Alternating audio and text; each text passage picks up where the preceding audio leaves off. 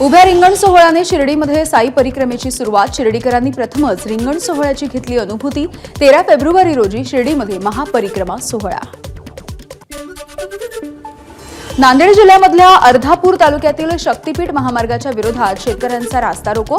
कुठल्याही परिस्थितीमध्ये जमीन देणार नसल्याची शेतकऱ्यांची प्रतिक्रिया। विद्यार्थी आणि तासिका तत्वावरील शिक्षकांच्या मागण्यांच्या संदर्भात अमरावती शहर NSUI तर्फे धरणं आंदोलन। अमरावती विद्यापीठाच्या समोर आंदोलकांकडून घोषणाबाजी। जिल्हा परिषदेच्या शाळेमध्ये शिकणाऱ्या चौथीमधल्या मुलीची वर्ग शिक्षकाकडूनच छेडछाड आणि विनयभंग। जालन्याच्या शेवगा गावामधली घटना।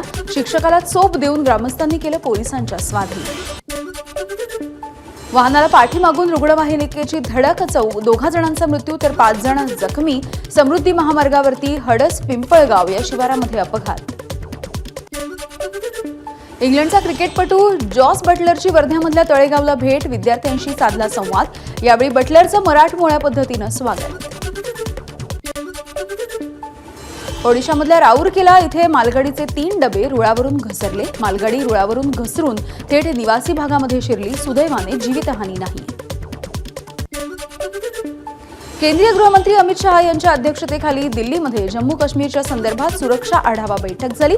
जम्मू काश्मीरचे लेफ्टनंट गव्हर्नर मनोज सिन्हा यांची ही बैठकीला उपस्थिती आहे।